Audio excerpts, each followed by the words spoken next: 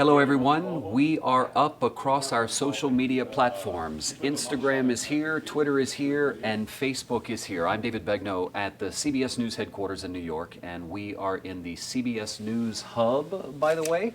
Can we show our friends on social media the Hub? It's really cool. It's actually, it's brand new. How long have we been in here, by the way? 2 months. 2 months? 2 months Yeah. or so? So it's a really cool place. In fact, what my colleagues always say is the best part is that there are actually windows. For the longest time, the CBS Evening Newsroom had no windows to it, and so now you can actually see out on the street. So the folks you hear behind me, that is the National Desk. We have people here at the News Hub in New York 24 hours a day, right? Folks around the world, but especially here in New York, which is the nucleus, someone is always here monitoring what's happening around the world. I thank you for joining us on social media. You know, my heart is full because of so many things. Number one, the effort that has gone into the last year of coverage, the support that you all have given us in terms of following our reporting, sharing it, and believing in it. The work that my colleagues have put into it, I am eternally grateful for, and the effectiveness upon which I think our work in Puerto Rico has proven that journalism, yet again, is, can, and in my opinion, should be a public service. So, having said all of that, let's talk. First of all, I have to tell you, I just finished watching, I was watching the documentary as you were, and you know, it ended on Carmelo Diaz, and I got to tell you, it is amazing to see that man doing so well in New Orleans. You know, the Gleason Foundation, Steve Gleason, the Saint superstar who has ALS and started the foundation. What happened was we were in Puerto Rico, and I remember this all started with a tweet, by the way. So somebody said, can you please go check out Carmelo Diaz? So my producer and I, by the way, my producer Sean, who Facebook, Sean's actually holding the camera, the phone right now that we're using to talk to you. Sean and I went to Carmelo's house, and I just remember it being hot, and the generator was in the front, his living room, right? And I remember thinking, well, this isn't safe if they start running the generator inside. And so his wife said, well, we don't want to leave it outside because we don't want it to get stolen, right? It's one of those things that everybody needs right now. But the lights would go on and off. So he had power, but they'd have it for a half hour and lose it for an hour. And they'd have it for 2 hours and lose it for 6 hours. And of course, being on a ventilator, his life literally depends on power, right? The machine to be powered, or at least the batteries to be charged. And it wasn't reliable. So I remember walking outside and looking up the Gleason Foundation online, and Claire Durrett, a woman who actually just texted me a moment ago from New Orleans, she was watching the documentary, was remarkable. She responded so quickly and said, we have actually been looking to find people on the island of Puerto Rico that we can help. And so thank you for sharing Carmelo's story. And I think, Sean, I don't know, I'm thinking within 72 hours he was off the island? I think that's about right. About 72 hours, he was off the island to New Orleans, and that started the process. And you heard me in the documentary talk about FEMA. And let me tell you, let me expound on that a little bit. Claire, working with Carmelo's family, tried to get FEMA to provide assistance. And was running into roadblocks everywhere, was getting the runaround, was filing this, and it would get rejected, and she'd refile, and it'd get passed to this person and that person. And so I called FEMA in D.C., and I spoke to a woman named Jenny Burke, who is very professional and attentive and quite responsive. But at the end of the day, Ms. Burke, with whatever she tried to do, wasn't able to provide any kind of long-term assistance to Carmelo, who was forced to evacuate his home. Because of the situation where the power just wouldn't stay on the island, right? And again, his situation is unique. At the end of the day, he is now living in a home in a wonderful neighborhood. He goes to watch tennis, by the way, so Carmelo was a tennis coach, and he goes to watch tennis with his wife.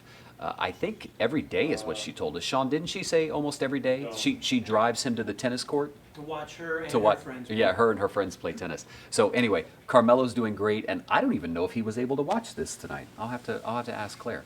Anyway, I'd like to take some of your questions. Can we do some questions on? So here's a couple coming in from Twitter. Okay.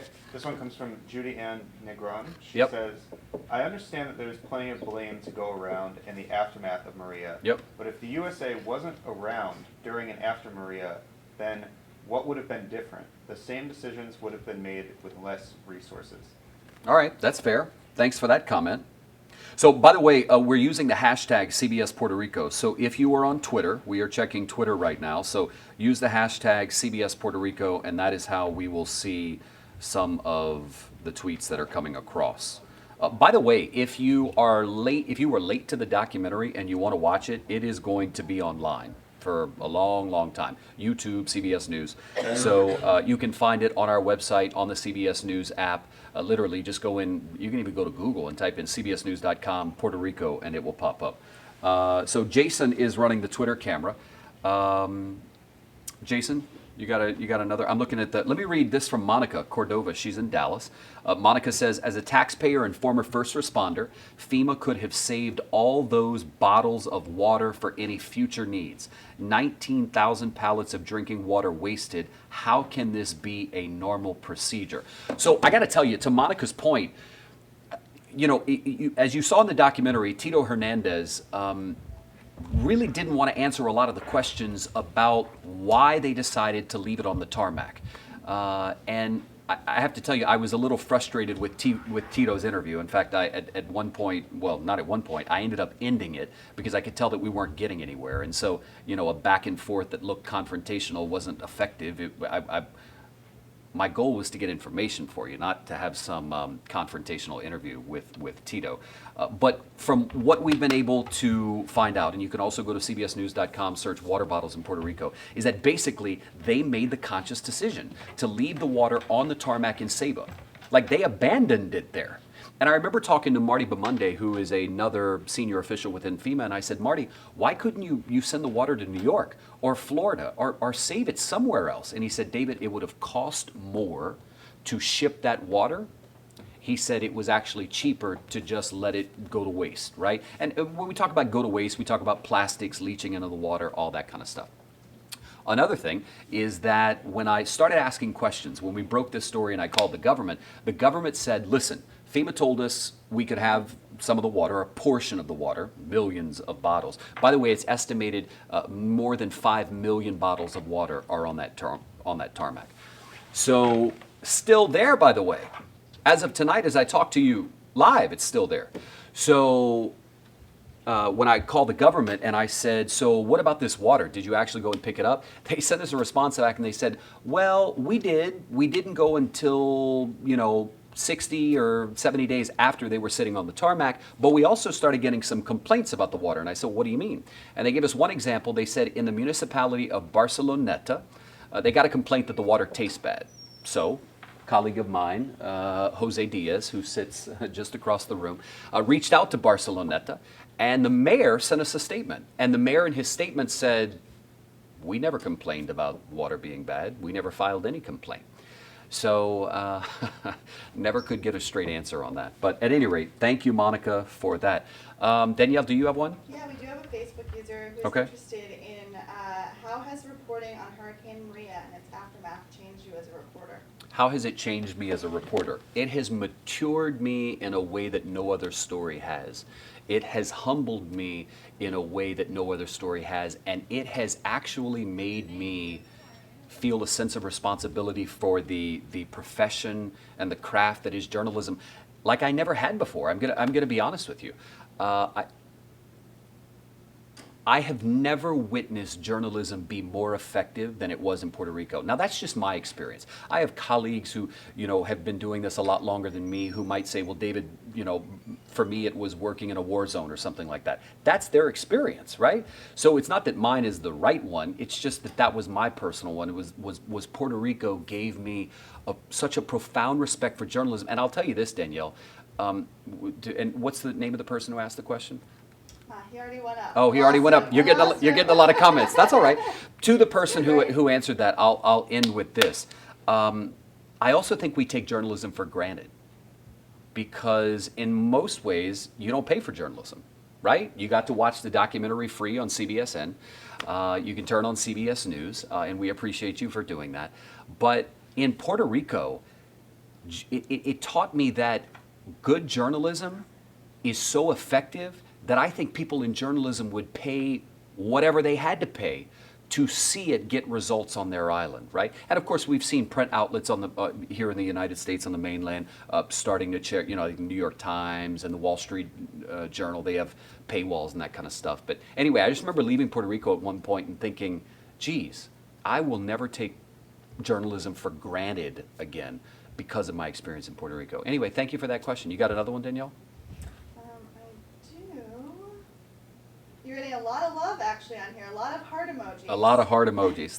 Thanks, everybody. I'm also checking Instagram because Instagram, we're watching you there, but I'm checking my Instagram account to see some of the questions that are coming in. So, by the way, again, hashtag CBS Puerto Rico, especially on Twitter. Jason, you got one? Mm-hmm. This one comes from Jose Manuel Avialos, Jose, got it? and he says, do you believe PR will ever get back to how it was? And if so, how long will that take? To start with the latter part of your question, I don't know how long it'll take. Will it get back to what it was? I have to tell you, what is discouraging is that in the year's worth of coverage that we've done, things getting better seems to be very small. It seems to be very small. So, will it get better? I got to tell you, there has been so much corruption, mismanagement, and incompetence for so many years prior to the storm making landfall that the governor, whether you like him or you don't, had to inherit all of that bad stuff as well as a hurricane. So, and listen, I'm not saying you should love what the governor's doing or not loving it. I'm just trying to give you the proper context. So I don't know if I can adequately answer either part of your question, but I can only tell you in the coverage that we've done, almost on a daily basis over the last year, progress has been infinitesimal in many areas, right? There has been some progress. Look, if you go back today, the roads in most parts are clear. More and more traffic lights are working, though not all of them. More doctors are back at work. More hospitals are operating in a consistent, sort of salvageable way. But in so many other ways, for example, paying out, municipalities that are still waiting to be reimbursed by the federal government for money they spent and damage they sustained due to the storm.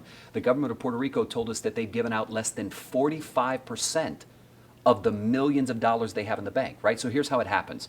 Money goes from the federal government to the island's central government, and the island's central government then distributes it to the municipalities, right? Less than 45% has been distributed a year later. So I went to the man who runs the office that handles all the distribution, a man named, his last name is Marrero. And I said, Mr. Marrero, tell me what is what is going on? And he said, David, here's the thing. It's an extended process where the municipalities have to provide us with a lot of documentation. It's a, multi-step process, 6, 7 steps. And he said, and because we're an island that is under bankruptcy protection, Puerto Rico filed for bankruptcy before Hurricane Maria, I'll remind you. Because of that, there's an extra 4 or 5 layers, right? So municipalities are having to jump through all kinds of hoops that arguably they should in order to get millions of dollars, but that is delaying the process. Delaying it more than a year. Sean, you got one? Are you seeing one? I do. I am Roman's up. I am Roman. David, have you ever asked the governor why it took him over 30 days to request mutual aid for Puerto Rico? I don't see how that decision didn't have a big impact on the thousands of deaths. So she brings up a good point. To answer your question, have you ever asked him? I did ask him, and I asked him months ago. Here's what I remember, not verbatim, but here's what I remember in a roundabout way from what he said. She got it about an hour ago. He never admitted that he should have asked for mutual aid earlier, but he has all along said we had what we needed. Right? I'll remind you, if you've been watching any of our coverage, I've always said that for so many days after the hurricane, the governor consistently said, we're getting everything we need from Washington. Everything's good. Our relationship with them is good. And on the 13th or 15th day, I said to the governor at a press conference, if everything is so good, then why is the emergency endless? Why can't you end this emergency, right? So arguably the governor made a mistake, not an opinion. That's a fact based on what we know happened, that he did not request mutual aid sooner, right? We know that here in the States, You have governors who will request mutual aid in some cases before a storm makes landfall to line up resources. For example, Hurricane Florence, where I just came back from, resources came from Miami and Los Angeles and parts of the Northeast before the storm ever made landfall, right? So the governor of Puerto Rico could have done that as well. Was he, did he not know that? Was he not being advised of that? All good questions. I can tell you the man had only been in office for about 8 months. He was a novice, so to speak, new to the job. However, full context, his father used to be the governor of Puerto Rico. So one could argue that maybe he would have had a better perspective than anybody else. At any rate, that's the best I can give you on that question. Jason, you got one? There's quite a few people asking you to compare your experience in Puerto Rico with Maria to Florence and also to Katrina. All right, so I don't know if you guys on Facebook and Instagram could hear, but somebody's asking, would I compare my experience covering Hurricane Florence and Hurricane Katrina to Hurricane Maria? Full disclosure, I never covered Hurricane Katrina. At the time, I was living in Los Angeles and not working in the news business. Regarding Florence, it makes me uncomfortable to try and compare one person's disaster to another person's disaster. That's my first hesitation in answering that question. Beyond that, some notable things. Resources were already in place at Florence in North Carolina, from Miami, from Los Angeles, from Houston. The Cajun Navy, the civilian Samaritans who drove from the south, were already in position. So that was one difference. That didn't happen in Puerto Rico, right? The local government, New Hanover County, for example, of which the city of Wilmington is inside of, New Hanover County had their stuff together. Let me give you an example. New Hanover County requested from FEMA meals to feed 60,000 people ahead of the storm. Guess what happened? Storm made landfall. Wilmington essentially was cut off. New Hanover County said, send me those meals. It was food, water, and tarps. Same thing that Puerto Rico needed.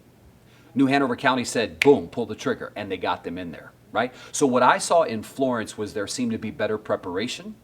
Leadership seemed to be more effective, and there were more resources. Now, full context, as we all know, but it's worth remembering, Puerto Rico's an island. You can't just drive in from other states, right? But the back argument to that is, but you could have brought people in sooner. I will also tell you that I'll never forget an interview I did with General Jeffrey Buchanan, the man who led the federal troops in Puerto Rico, and I'll never forget him doing an interview with me, and I was sort of just trying to peel back the onion and go in detail about what he could have done different to make the response faster. And I remember he paused for a moment and he said, you know, David, I could have parachuted troops in and had them parachute out of planes like I did in Baghdad. And I thought, there's a man who is at least admitting, in hindsight, I maybe should have done that, right? Now, in all fairness, the governor of Puerto Rico has said in hindsight they made mistakes, things he wanted to do. So yeah, that's the best I can answer that. Miss Danielle, you got one? I do, from Michelle Burnham Oderstedt. Yep. She said her concern is for the next generation, and she would like to know the most effective way for those of us on the mainland to help the kids on the island. Michelle wants to know, how do we help the kids on the island? Okay, so I've always said this. When people come to me asking me where to donate their time or their money, I always say I don't think that I'm the person to ask, because I don't feel like it's my place to tell you where you should direct your money or your time. However, I will tell you this. If you contact churches on the island, if you contact municipal mayors, they will often direct you to organizations on the island that have proven to be effective since the storm. For example, my producer and I, Sean, recently did a trip to Vieques, and we had a story that aired on CBS This Morning Saturday. If you haven't seen it, I would encourage you to watch it. It's nearly 6.5 minutes of time on national television for a very important story, and I think it's worth your time to watch. On Vieques, there was a group of people who started an organization that is now known as Vieques Love. They have raised more than $1 million in donations. One of the men who co-founded the organization is Mark Martin.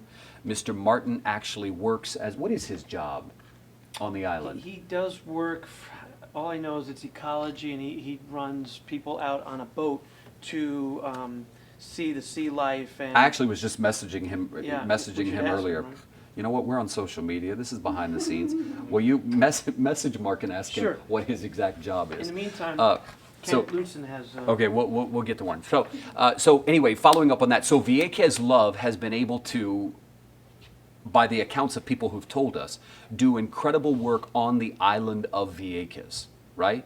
So there are other organizations like Vieques Love, not only on Vieques, but on the main island of Puerto Rico, that have been doing incredible yeoman's work. And I have to tell you, if there was another documentary that I could do now, it would highlight the civilian Samaritans who have been angels to the people of Puerto Rico. Not my words. Those are the words of the people who have shared the stories with me of how they have been helped by civilian Samaritans. Sean, I hadn't even told you this yet, but somebody messaged me earlier and they said, we watched the documentary and we want to know if we can fly Damaris's mother to see her in Florida.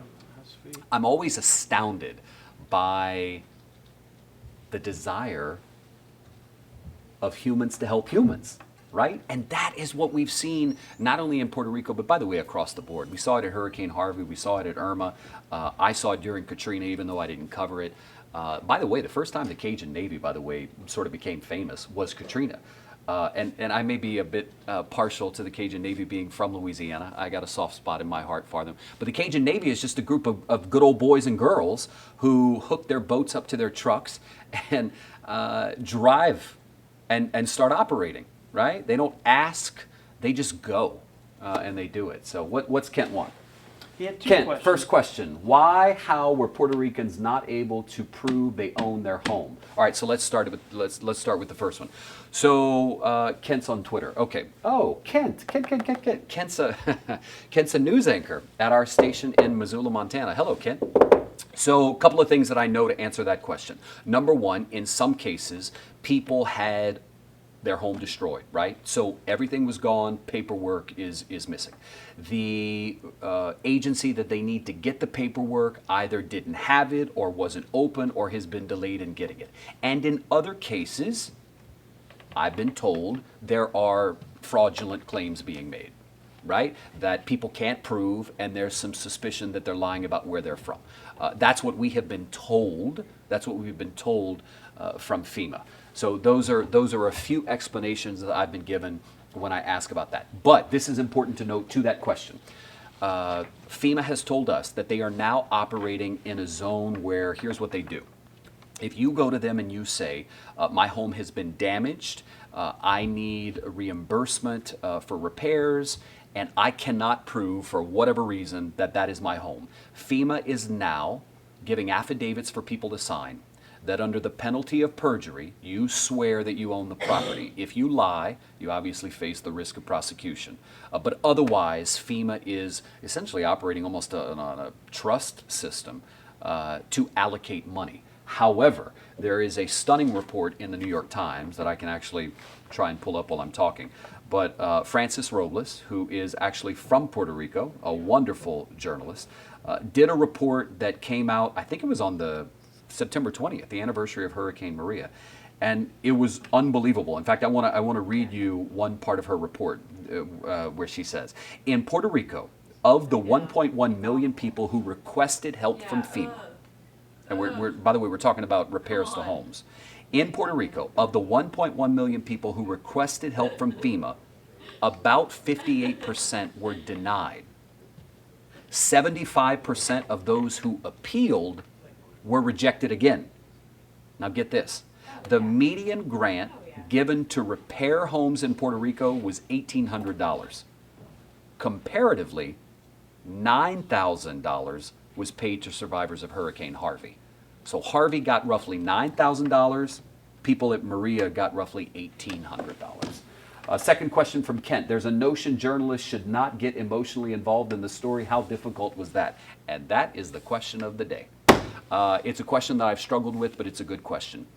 Listen, here's the line. We always talk about in journalism, there's a line that you don't cross, right? You're not advocates. And I get that, and I respect that. But I also think that there's a human line that transcends all other lines. And what I mean by that is Maria was unlike any story I've ever covered. And And there were moments where maybe I could have stepped back or not gotten as involved in trying to report something or share a story. And I have to tell you, I sleep well at night knowing what I did in Puerto Rico. I don't think I crossed any journalistic lines. I don't think I'm an advocate, but I do think that I'm passionate. I'm passionate about amplifying injustices on the island, and I'm passionate about amplifying the need for the story of Puerto Rico to be told, because it is an important one. They are Americans, Puerto Ricans, remember, they are Americans, they carry American passports. And at the end of the day, the story of Puerto Rico does not get the same attention that, let's say, it would if Maria happened in Los Angeles or Miami or New York City. And I think most everybody would agree with that. So, should you not get emotionally involved? Yeah. But there are certain situations where just being yourself might seem emotional, and I'm okay with that. As long as you're doing you. What does Maya Angelou say? Do you and do it well. Do you and do it well. You got another question? Martin responded. Oh, Mark Martin responded. What did he say? You'll have Okay, to- so Mark Martin, the man who I was talking about, Vieques, who co-founded Vieques Love, is the Director of Community Relations and Field Research at the Vieques Conservation and Historical Trust. To that point, you should know, Puerto Rico has a bioluminescent bay, which is amazing if you haven't seen, if you want to Google bioluminescent bay. And someone actually asked me earlier, how is the bio bay? And I checked with Mark before the documentary, and here's exactly what he told me. I'll read it to you.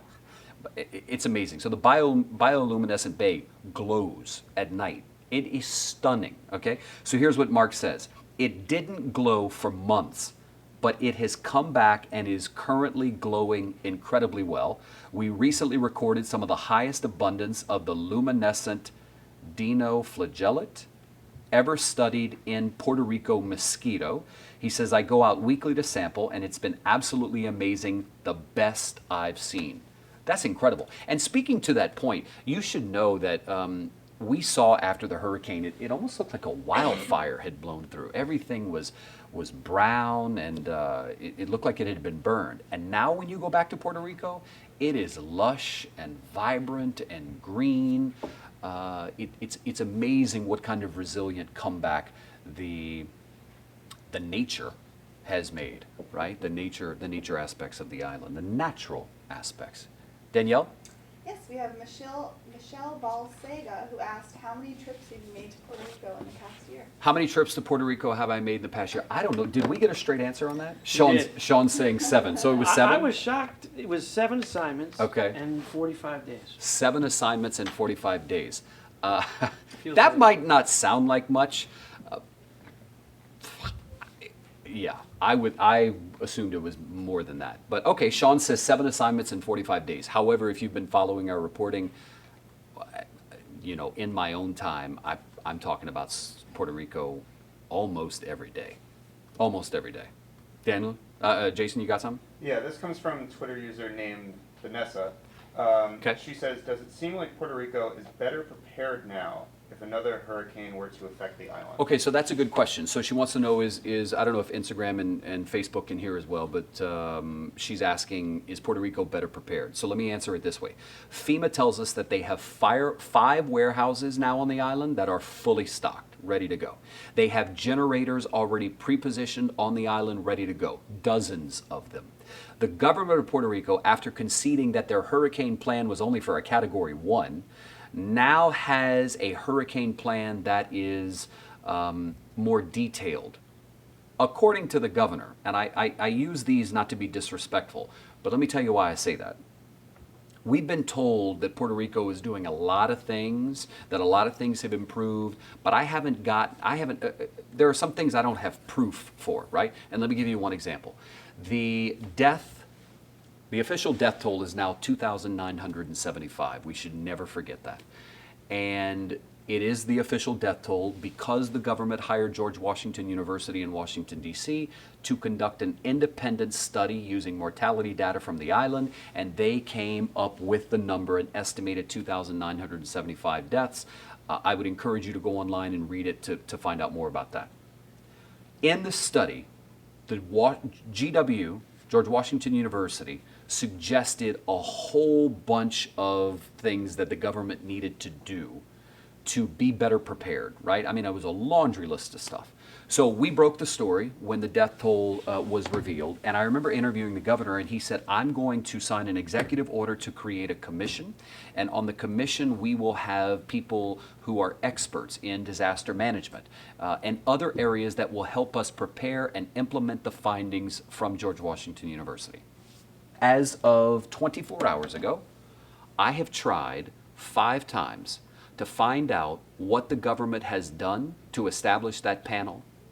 Come to find out, 2 sources on the island tell me the panel has not yet been established, and the people who are going to be on the panel aren't even lined up. They don't even know, right? So this came out, what was the story about the death toll? I'm trying to think, when were we there? Was it the end of August it was 27th. okay, so August 27th. So we're now at September 23rd, almost a month, and the government has still not established this panel that the government said was going to be established. We don't know exactly who's going to be on the panel, and we have no proof, at least that they've given us, that they're working toward creating it anytime soon and having their first meeting, right? Let me talk to you right now about another important topic that we were not able to include in the documentary, but it's really important. The Forensic Sciences Center. We included it in the doc in the sense of, you saw me interview Monica Melendez about the bodies in the trailer that are being housed outside the Forensic Center. Miss Melendez has since resigned, citing health reasons. Her boss, by the way, also resigned, citing health reasons. So her boss went out on medical leave. Miss Melendez came in to take over for him. The boss ended up resigning. Miss Melendez ended up resigning. So the man who is the lead pathologist is currently running the Forensic Sciences Center in San Juan. They are overloaded with bodies requiring autopsy. They can't process. It's bad. So the governor went to the U.S. government and said, can you send me pathologists and radiologists to help process this?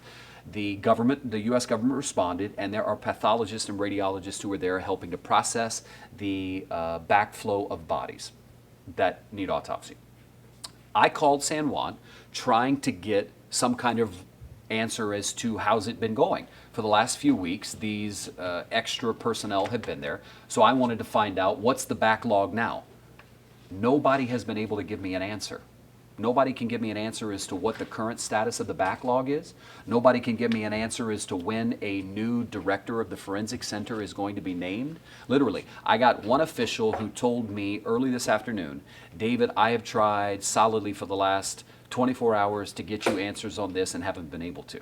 Now, I've also been asking for the last 2 weeks for answers, and I can't even get a response from the man who is the public health secretary. So Hector Pesquera, who's the Secretary of Public Safety on the island, his spokeswoman will not even respond to requests. And my requests are, what's the status of the backlog of bodies? When are you going to have a new person appointed and in charge of the Forensic Center? And there's another request that I've made of her, one that specifically involves a man from Colorado who died on the island, whose mother reached out to me and said, David, I am desperately trying to get my son's death certificate and cause of death, and I can't get anyone at the Forensic Center on the phone to give me a straight answer.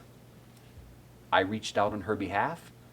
I got the runaround for quite some time, and now the mother continues to get the runaround. The bottom line, I give you those in the weeds, behind the scenes, inside baseball details because I want you to know that the situation at the Forensic Center is chaotic and it is dire.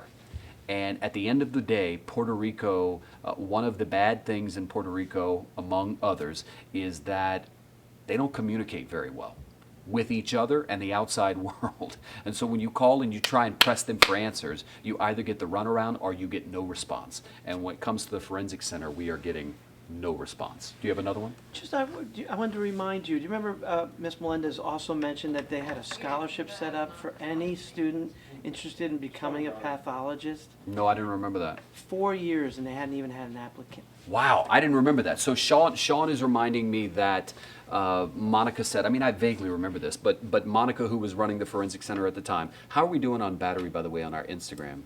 Are we good? I don't want to lose. I don't want to lose our friends there. Okay, cool. So Monica said that they had a scholarship program, right? So they need pathologists so badly, right, to process everything they have. that they set up a scholarship program. And Sean is reminding me that she said in the 4 years that they've had the scholarship Well, program, they haven't had an applicant in four. no one has applied That's what I'm remembering. in 4 years. No one has applied to essentially have their schooling paid for to become a pathologist. In fact, I remember Monica saying that one of the pathologists she's using to conduct autopsies is someone who's retired and actually an academic on the island who comes back in her off time and does what she can. Listen, it cannot be overstated how dire the situation is there at the forensic center. One woman called me, and I remember another mother from the Northeast called me, and she said something to the effect of, you don't want to die in Puerto Rico, because if you do, it'll be hell for your family, to try and get information. All right. Everything all right? Oh, yeah, I have a question for Okay, you. go. Damaris Martino wants to know if you think Hurricane Maria has changed Puerto Ricans' mind about statehood. Oh, so that's a good question about statehood. So if you saw in the documentary, I asked I asked the table of people, artists and professionals who I was talking to, if they supported statehood. Because I have to tell you, a lot of people on the U.S. mainland might assume that statehood would be the best thing for Puerto Rico because you would have more resources as a state and it would be fair, right? It would be equal to what the other states get, so to speak. I got to tell you, at the end of the day, a lot of Puerto Ricans that I've talked to, surprisingly, are not in favor of statehood. There is a contingent that supports statehood. In fact, in the most recent referendum vote, the people who went to vote voted for statehood. Statehood won. However, you should know in full context that less than 25% of people on the island voted.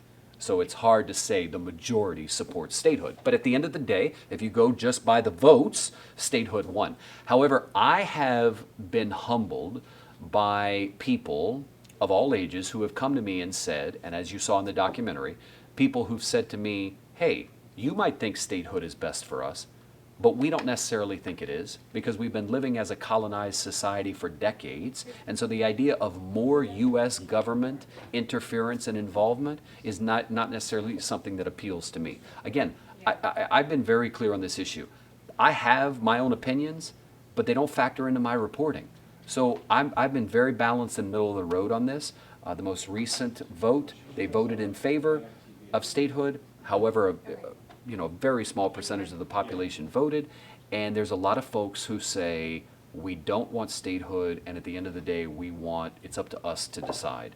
So I don't know what's going to happen. I can tell you that the governor of Puerto Rico supports statehood, and he is pushing hard, and that is one of his top issues. And what the governor says is statehood will solve a lot of our problems. That's his opinion. And obviously he's got his supporters. The question is, how many Republicans actually support that? I don't know how many. In many ways, I've seen the governor of Puerto Rico get a ton of support from Democrats, maybe even more so than a large contingent of Republicans. So the question is, does the Republican in the White House, Donald Trump, want Puerto Rico to be a state? Right? And right now the governor of Puerto Rico is petitioning the White House to help them move closer to statehood. So I don't know. We'll see. We'll see. It'll be interesting. You got one, Jason? Yeah, this comes from Sheila M. Okay, She Sheila. says, David, tell us about the role of social media in your reporting. Social media in my reporting has changed social media has been the game changer. Listen, social media was what was originally the lifeline for people when we were doing our reporting in Puerto Rico, because we were doing broadcast reports on television, but they were 1 or 2 minutes in length. And there was so much information that sort of was left on the edit room floor that it was social media that I turned to in order to continue pumping out information. And social media, I think, was what instantly connected to millions of Puerto Ricans, especially here on the U.S. mainland, who were desperate to get information from the island. So social media has helped me amplify my reporting. It's helped me hold people accountable. It has helped me connect with folks. By the way, if you haven't seen our Vieques story, you really should watch it, because we told the story entirely from social media. Basically, I said to people, we're going to Vieques, what do we need to see? And folks started responding to us, and that's how we told our story. So Listen, I'm a huge fan of social media. I think in some ways people use social media to bully and are reckless, and there's a lot of rumors and falsehoods that are spread on social media, and that is a challenge. But more often than not, social media has done so much to help make our work richer, more in depth, and to give greater context and perspective than ever before. So, you have one? It's okay if you don't. This is a good one from Margarita. Margarita.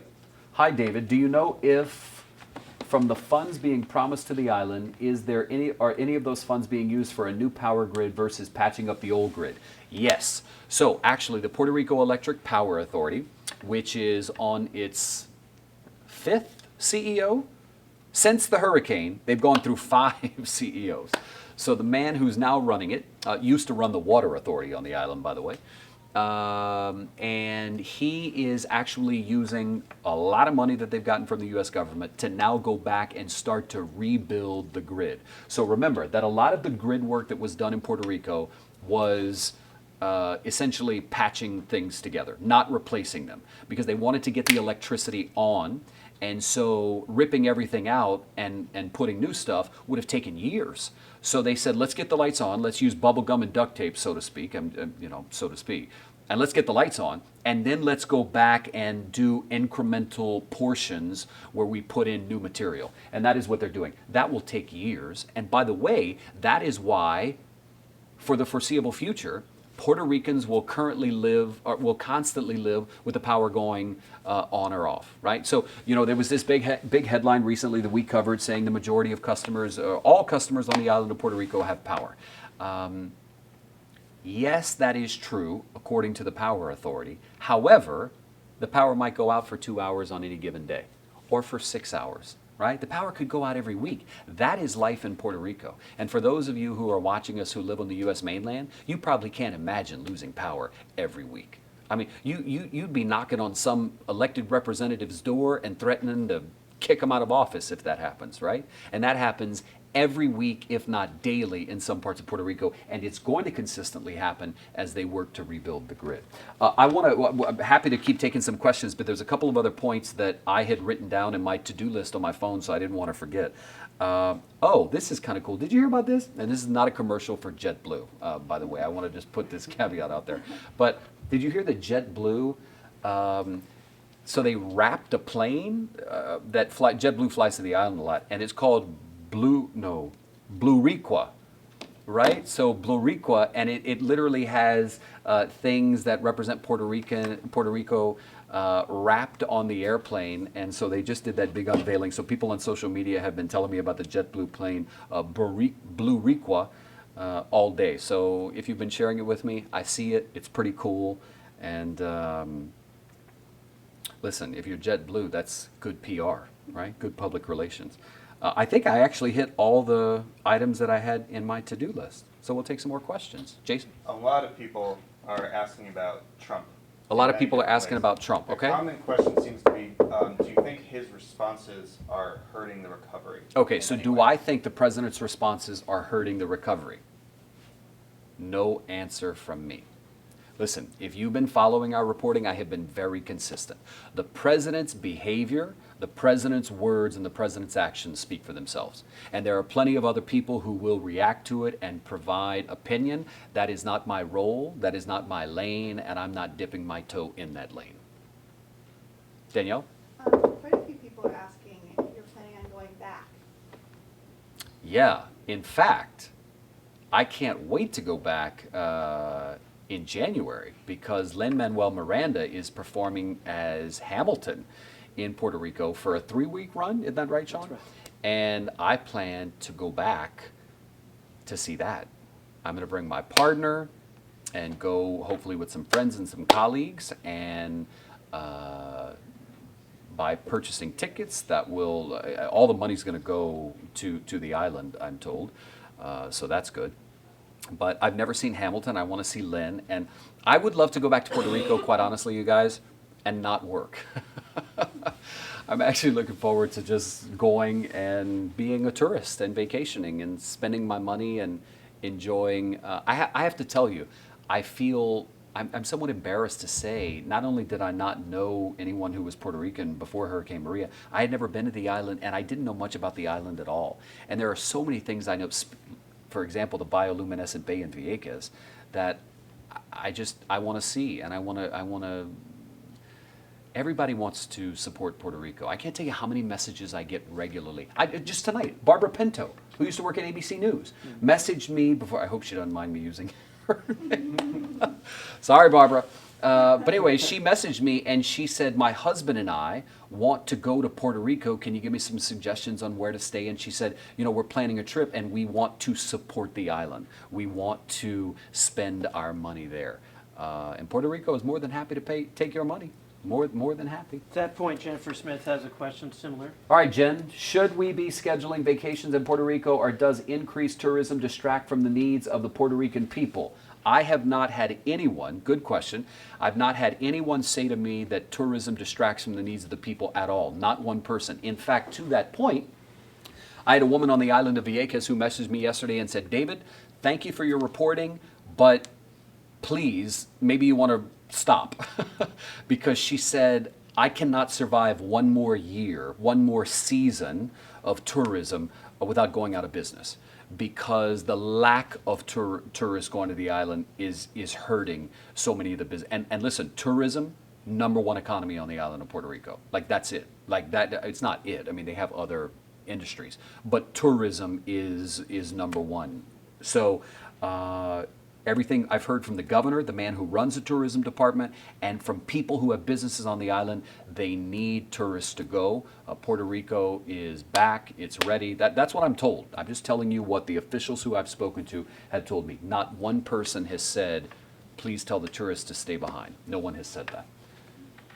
Danielle? Well, we have a couple people asking if you are going to write a book about your experience. Am I going to write a book? I want to. I'll leave it there. Jason? First of all, a lot of people are jealous that you're seeing Hamilton. Yeah, on Facebook Yeah. too. Hamilton. So, Yurimar Benila is asking, when you're in Puerto Rico, does Yep. it feel like you are in the United States or in a foreign country? Oh, that's a good question. It feels like you're in a foreign country. It feels like you're in a foreign country. That's just my opinion.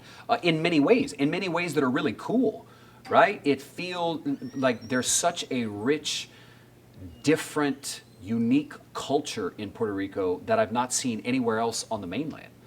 There are other areas that are so broken and in need of resources and have been mismanaged that it feels like a third world country in some places around the island. And the folks who live there wouldn't disagree with that. So it definitely feels like you are in a different country. Yeah. Yeah, it's such a special place. I mean, I'm telling you, Puerto Rico is such a special, cool, unique place. And by the way, as I've learned, there are so many Puerto Ricans on the U.S. mainland. Millions in New York. They call themselves New Yorkers. In Chicago, where I just went to Humboldt Park, which is where a lot of the Puerto Ricans live. By the way, if you love Puerto Rico or are interested in Puerto Rico, the National Museum of Puerto Rican Arts and Culture in Humboldt Park in Chicago is amazing. They turned a former horse stable into a museum, and I went there this week to accept an award, and I plan to go back just to walk around and see. But I would encourage you to check it out. I think the viewers would be surprised to learn how many times you'd visited Puerto Rico before last September. Well, yeah, Sean's saying that you might be surprised to know I'd never been to Puerto Rico. Never been to Puerto Rico. In fact, best I remember, the only person who is Puerto Rican that I knew was my partner's sister-in-law, Ashley. That was it. That was it. Danielle? We have a couple people asking, what was the red tape that you faced? What was sort of one of The red biggest tape. instances of red tape? Yeah, so the red tape was when you called FEMA. Every time I would call FEMA to get information, I got a public information officer who was assigned to the media, but so far removed from the people who had the answers that I never really felt I got any kind of in-depth answer. I kind of got a surface level, just enough to appease me, and it wasn't until I started getting the cell phone numbers of the people who were closer to the nucleus of knowing what was going on that I felt like I was being effective in my reporting. Listen, you got to know, I'm not the kind of person who just tries to have confrontational moments to look like, hey, we're holding people accountable. What I want is to get information so that what I relay to you is contextual and in-depth and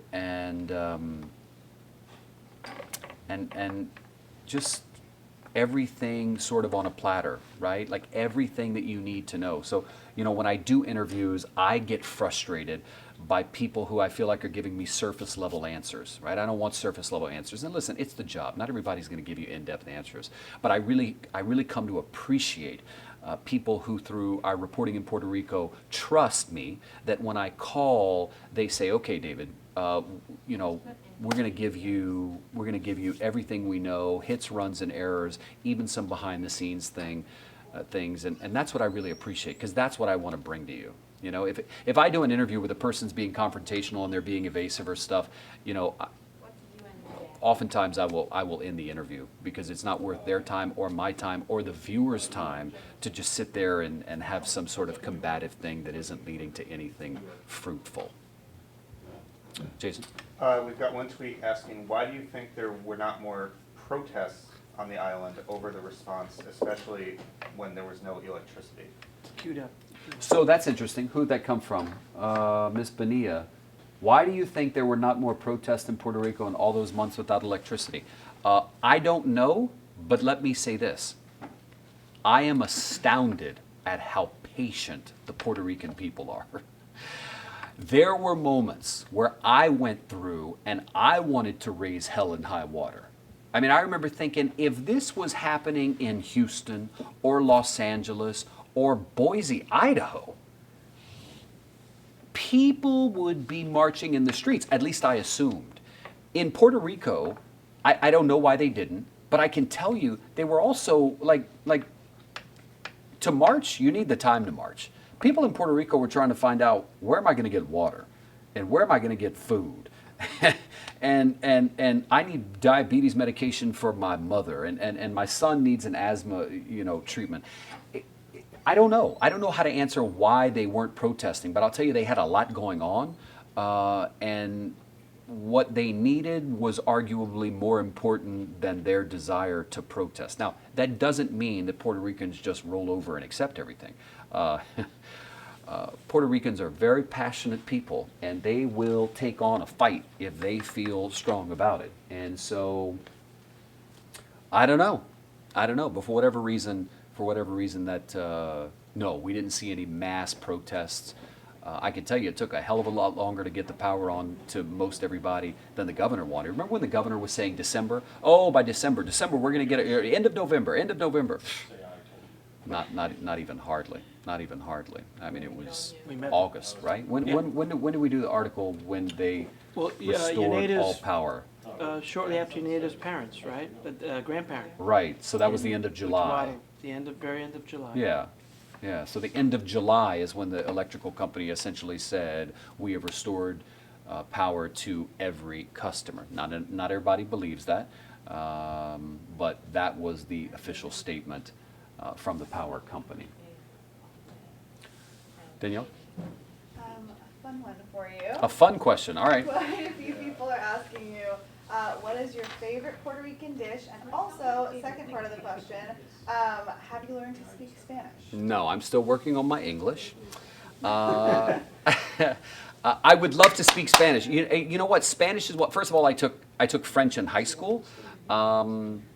Coming from South Louisiana and being French Canadian, my father sort of pushed me into speaking French. Daddy speaks French. I wish I would have taken Spanish, but I also can't speak French, so maybe I'd have been a waste at that too. Listen, when you're younger, the idea of speaking another language seems like a whole lot of work and is not cool. When you're older, it's so cool, and you wish you did. So I regret it. I regret that. I wish I spoke Spanish. What was the first question? What was your favorite Puerto Rican Oh, your dish? favorite Puerto Rican dish. I don't know. Listen, I mean, I hate to be simplistic, but beans and rice in Puerto Rico is my favorite. I can eat a giant pot of that. I mean, literally, I take my crew to this place in San Juan. What's that place that we love? Cocina Abierta. Cocina Abierta. And they have this rice dish that comes out, and it's probably enough to feed 3 people, and I eat it all by myself. I eat it all by myself. You got one? Olivia Iverson has a follow-up to your question. Olivia from NBC Montana. Hi, Olivia. Do you believe you would have done the story more justice if you were fluent in Spanish, or did you sometimes use a translator? Okay, that's a good question. I did use a translator. In fact, our fixer, a fixer is an individual who is from the area, who knows people, knows how to get you to places, looks out for your security, gets you equipment that you need. They are an all-around just necessity when you travel to places that you don't know. So we have a wonderful fixer who we've worked with. He feels like a colleague now over the last year, and he would translate. Do I think it would have been more effective? Maybe somebody would say yes. I think our work has been pretty effective. I think I was able to get by.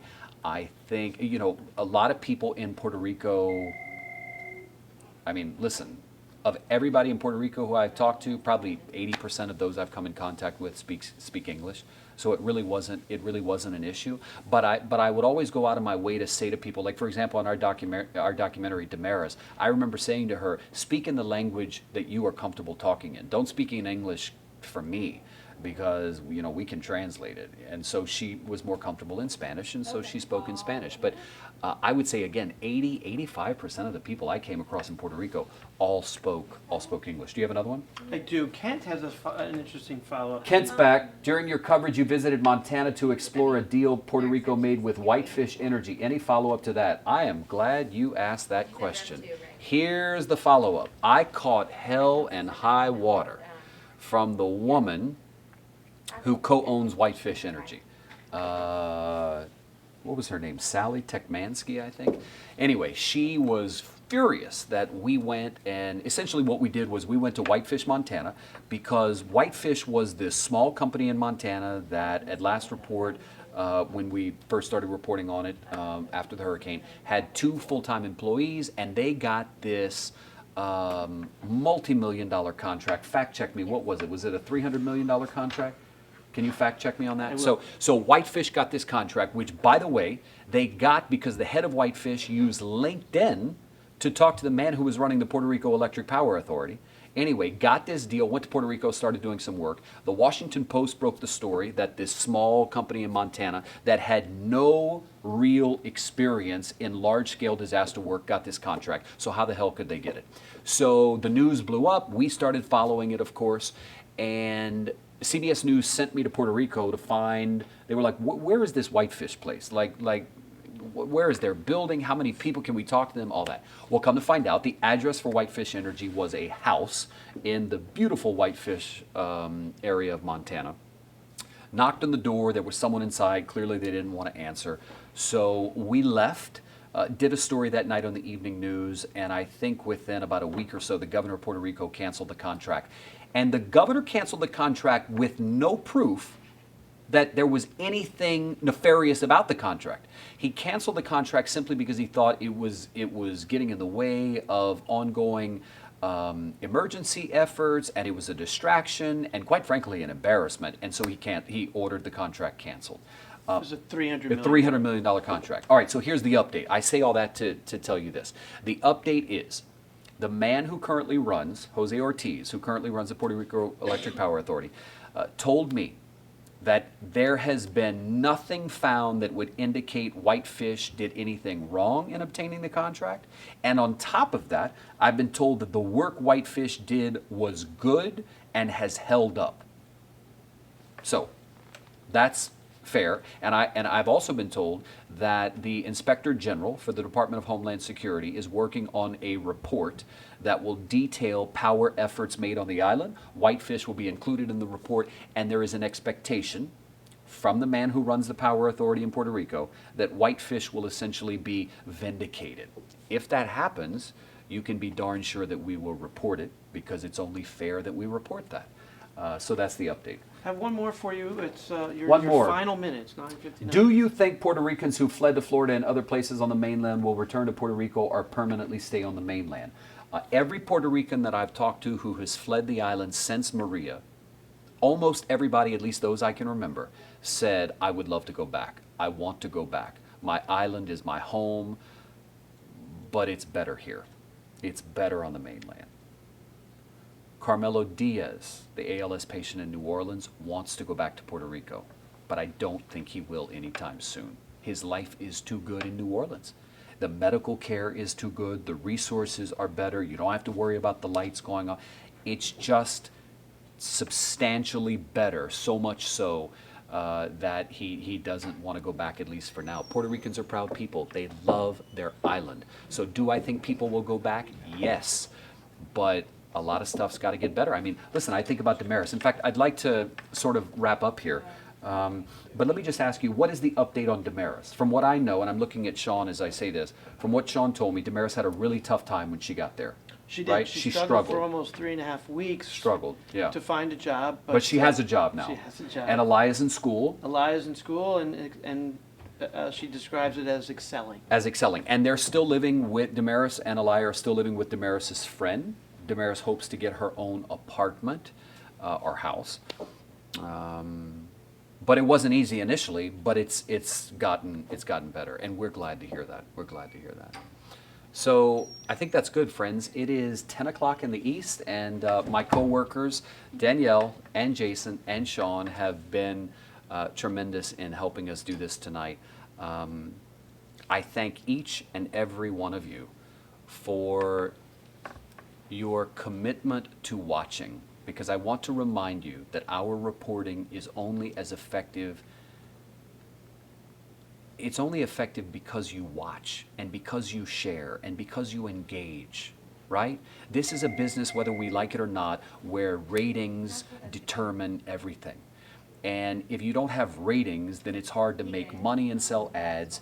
It's hard to prove that you have an audience.